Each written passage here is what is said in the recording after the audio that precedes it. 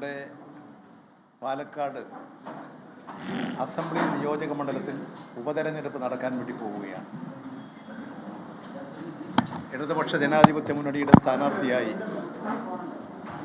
Doctor Sarin ഇവിടെ മത്സരിക്കുകയാണ്. ഉത്തമനായൊരു ചെറുപ്പക്കാരൻ,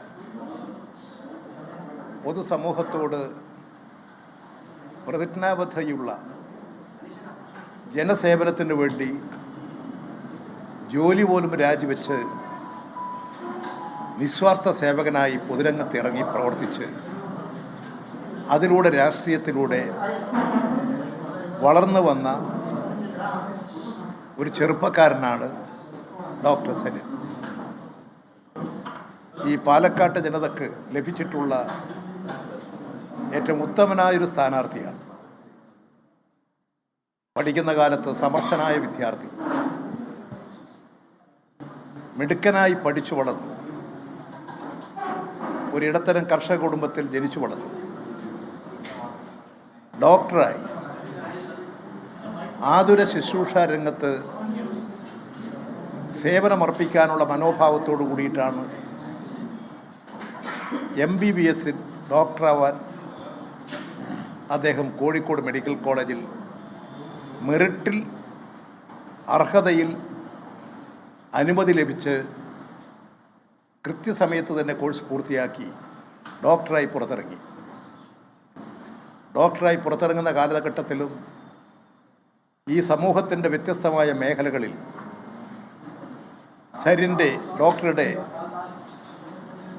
എല്ലാ തരത്തിലുള്ള കഴിവുകളും പ്രകടിപ്പിച്ചുകൊണ്ടിരുന്നു.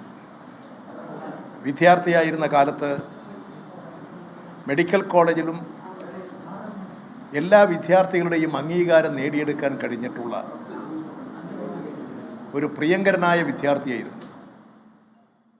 അധ്യാപകരും വിദ്യാർത്ഥികളും പൊതുസമൂഹവും ഏറ്റവും അധികം സ്നേഹിച്ച ഒരു വിദ്യാർത്ഥിയായിരുന്നു ഡോക്ടർ സരിൻ. അതാണ് അദ്ദേഹത്തിൻ്റെ വിദ്യാർത്ഥി ജീവിത കാലഘട്ടം. MBBS കഴിഞ്ഞതിന് ശേഷം അദ്ദേഹം സിവിൽ സർവീസ് ആഗ്രഹിച്ചു.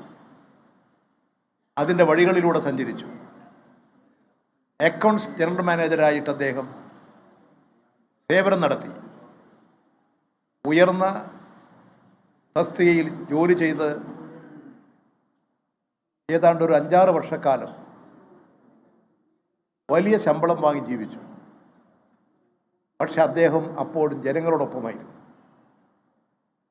അദ്ദേഹം അന്ന് ജനസേവനത്തിൻ്റെ വഴികളാണ് ചിന്തിച്ചത്. അങ്ങനെ തോന്നിയപ്പോൾ അദ്ദേഹത്തിൻ്റെ ചുറ്റുപാടിൻ്റെയും മറ്റ് സാഹചര്യത്തിൽ അദ്ദേഹം